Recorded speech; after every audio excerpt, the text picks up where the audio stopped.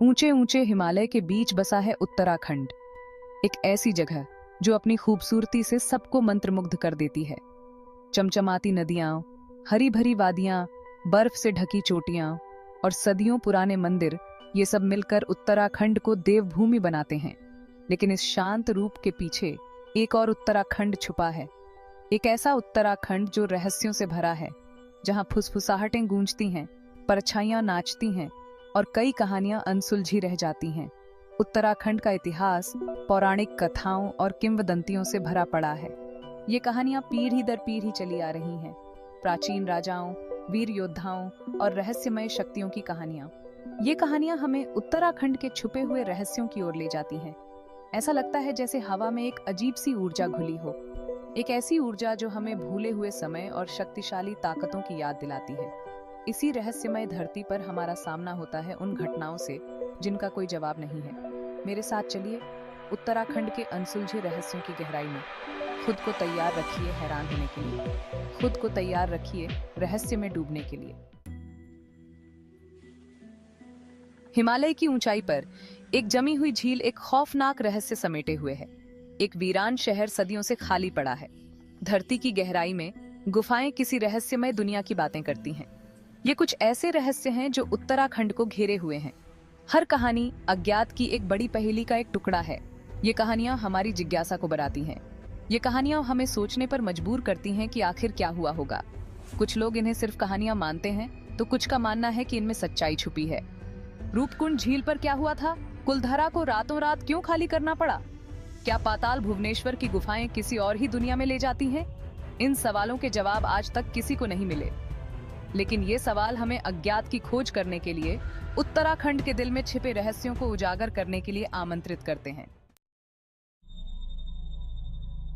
हिमालय की ऊंचाई पर 16,000 फीट से भी ज्यादा ऊपर स्थित है रूपकुंड झील।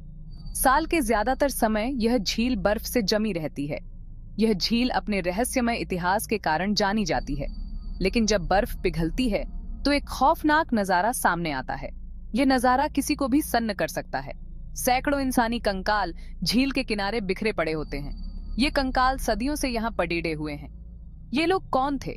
इस दुर्गम जगह पर ये कैसे पहुंचे? इनकी मौत कैसे हुई? ये सवाल आज भी अनसुलझे हैं। ये सवाल दशकों से शोधकर्ताओं को उलझाए हुए हैं। वैज्ञानिक और इतिहासकार लगातार इन रहस्यों को सुलझाने की कोशिश कर रहे हैं। कई मत सामने आए हैं। कुछ का मानना है कि ये तीर्थयात्री थे। क्या ये तीर्थयात्री थे जो अचानक आए बर्फीले तूफान में फंस गए थे, या फिर ये किसी धार्मिक अनुष्ठान का हिस्सा थे? क्या ये किसी भूली हुई लड़ाई में हारे हुए सैनिक थे? क्या ये किसी युद्ध का परिणाम था, या फिर कुछ और भयानक हुआ था? क्या ये किसी प्राकृतिक आपदा का शिकार हुए थे? वैज्ञानिक खोज से पता चलता है कि ये कंकाल 9वीं शताब्दी के हैं। ये कंकाल बहुत पुराने हैं। कुछ कंकालों पर चोट के निशान हैं। ये निशान किसी हिंसक घटना की ओर इशारा करते हैं। ऐसी चोटें जो ओलों से लग सकती हैं। क्या ये लोग ओलों की मार से मरे थे? लेकिन रहस्य और गहराता जाता है। हर नई खोज के साथ नए सवाल खड़ीडी ये हो जाते हैं।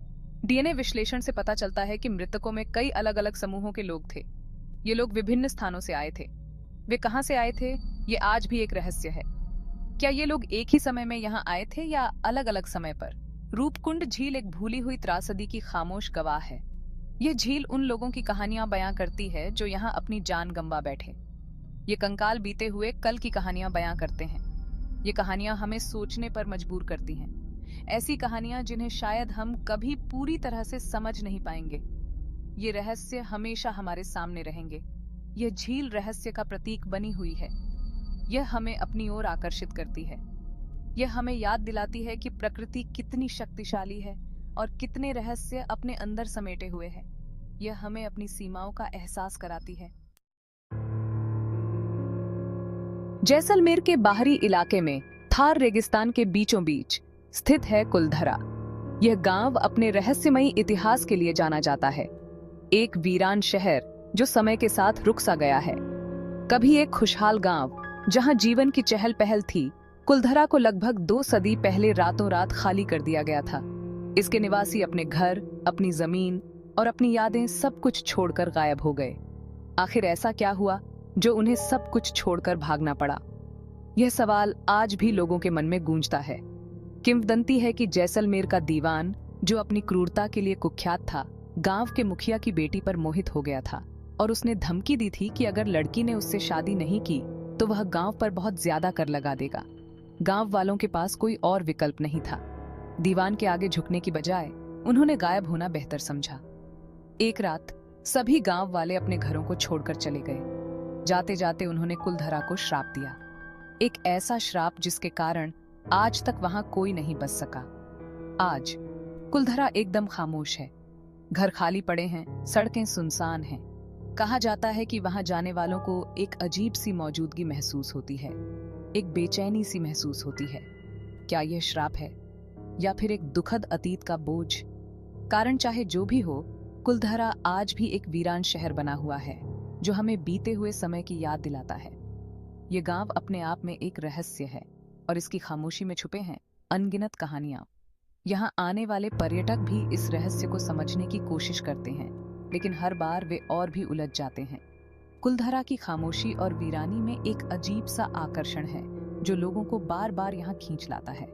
यह गांव हमें याद दिलाता है कि समय के साथ सब कुछ बदल जाता है, लेकिन कुछ रहस्य हमेशा अनसुलझे रह जाते हैं। कुलधरा का रहस्य और उसकी खामोशी हमें सोचने पर मजबूर कर देती है। यह गांव आज भी एक वीरान शहर बना हुआ है जो हमें बीते हुए समय की याद दिलाता है। कुलधरा की कहानी हमें यह सिखाती है कि इतिहास में छुपे रहस्य और कहानियां कभी-कभी हमारे वर्तमान को भी प्रभावित कर सकते हैं। कुमाऊं की पहाड़ियों में स्थित है एक गुफा जो अपने रहस्यमय और अद्भुत वातावरण के लिए जानी जाती है, जिसका धार्मिक महत्व बहुत ज्यादा है और हर साल हजारों श्रद्धालु यहाँ आते हैं। इस गुफा का नाम है पाताल भुवनेश्वर, जो अपने अद्वितीय इतिहास और पौराणिक कथाओं के लिए प्रसिद्ध है। कहा जाता है कि यह भगवान शिव का निवास स्थान है और यह गुफा पाताल लोक का द्वार है। पाताल लोक का द्वार, जहां देवी देवताओं और असुरों की कहानियां जीवंत हो उठती हैं। इस गुफा में कई आकृतियां बनी हुई हैं जो देखने में बिल्कुल असली लगती है, जैसे कि वे किसी कलाकार की कृति हों।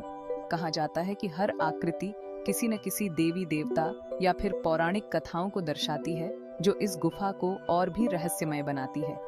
इस गुफा का इतिहास रहस्य में डूबा हुआ है और इसके बारे में कई कहानियां प्रचलित हैं। स्थानीय लोग बताते हैं कि इस गुफा को एक गडेरिया ने खोजा था जो यहाँ अपनी भेड़ों को चराने आया था। गुफा के अंदर उसे एक ऐसी दुनिया मिली जिसकी उसने कल्पना भी नहीं की थी, एक अद्भुत और रहस्यमय दुनिया, देवी देवताओं और असुरों की दुनिया जो पौराणिक कथाओं से निकलकर सामने आ गई हो।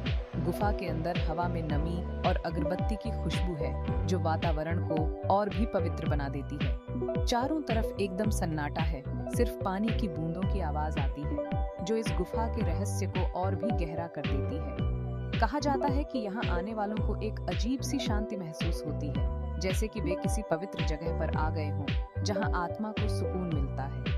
क्या पाताल भुवनेश्वर सचमुच पाताल लोक का द्वार है? ये सवाल आज भी अनुत्तरित है, या फिर ये इंसानी कल्पना का चमत्कार है? ये सोचने पर मजबूर कर देता है। इस सवाल का जवाब शायद हर किसी के लिए अलग है और यही इस गुफा की सबसे बड़ी खासियत है।